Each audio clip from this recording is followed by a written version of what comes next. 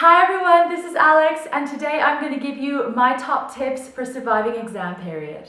3, 2, 1, let's start!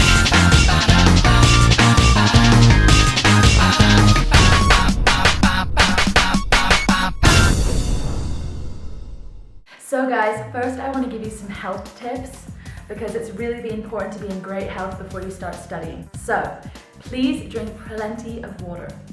It's good for detoxing, it helps keep your energy levels up, and if you're dehydrated, you're just going to feel really tired. My next tip is to take a few supplements as a precaution. I take them every day, but if you just want to do it in exam period, here's what I recommend. Firstly, 1 gram of vitamin C.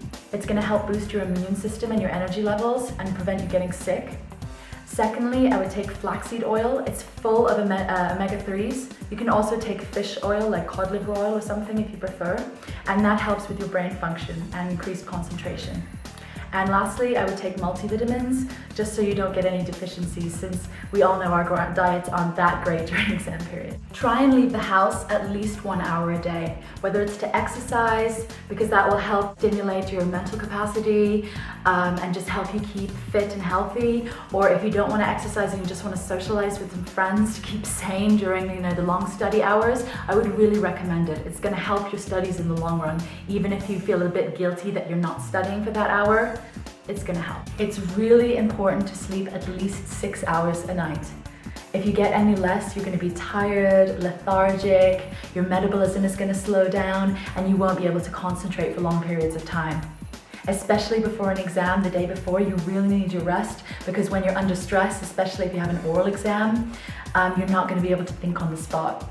So sleep, people. One of my best tips is, which I actually do myself, is to either organize my schedule a little bit better so that I have time to cook and then freeze the food, or I make fresh food like salads, for example. It's so much healthier than ordering in and a lot cheaper as well. And my last tip for optimum health during exam period is substitute caffeine pills or caffeine in your coffee with herbal tea, like for example a green tea, and spirulina pills. They're both great antioxidants and they really raise your energy levels. So guys, now on to my study tips. The first thing I usually do before exam period is I make an exam schedule.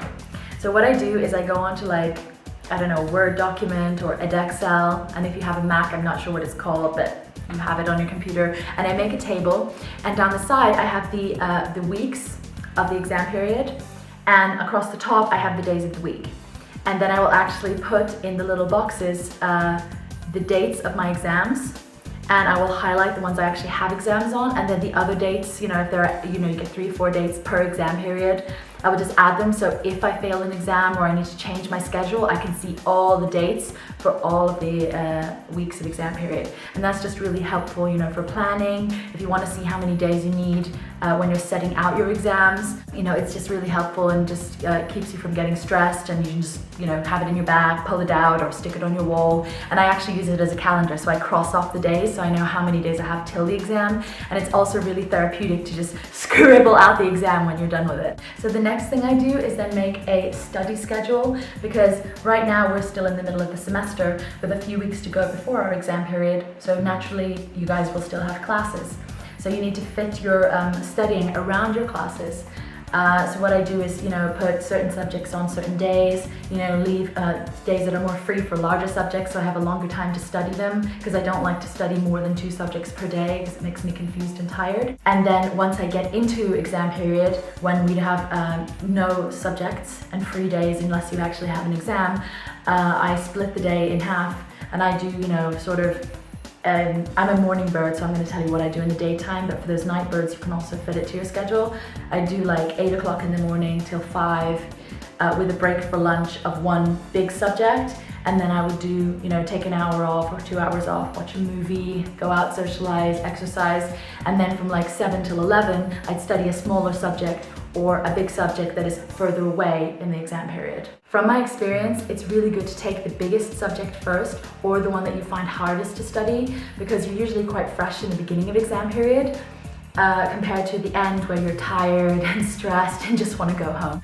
One thing I really want to clarify is that don't get stressed and then postpone your exams. Go in, try, who knows, you might pass. And if you don't, at least you know what the exam is like, so you can look at your weak points when you get home and go in a few days later and pass. If you do fail an exam, then I would either go back in a few days later after you've had time to go through the material once or twice again and go through your weak points. Or I would take it when you finished all of the other exams. Don't try to take another exam and then do it again, because you will confuse the material and it'll just make you stressed. Also, I would really recommend going to the teacher who failed you or a teacher in the same department and talking about your weak points. Ask them, where did I go wrong? What could I do better? What could I improve on? Because they'll respect you for that, and they'll give you some really decent tips. I always try to take an exam on the first day of exam period, simply because you feel great when you've passed the exam and you think, oh, it's only the first day and I'm one down. But secondly, because if you do have a lot of exams, as you go up the years, you get more and more exams per exam period, it just gives you extra time. So if you need to repeat something, you have plenty of time towards the end rather than, rushing and being stressed in the last week. Also, I try to put my exams either on the beginning of the week, so on a Monday or a Tuesday, or at the end on a Thursday or a Friday, because if you put exams in the middle of the week, you kind of cut up your week, and it can lessen the time that you have to study. Try to cover all of the topics at least once before you go into the exams. I know a lot of people who have skipped topics because they think they won't come up or they just didn't have time, and unfortunately they failed because of that. You do not want to fail the year because you didn't study all the topics. Go through them at least once and know them, so, rather than knowing nothing about the topic, because it may save you. So the last tip I want to give you guys about studying in the exam period is keep positive and try to avoid negative influences.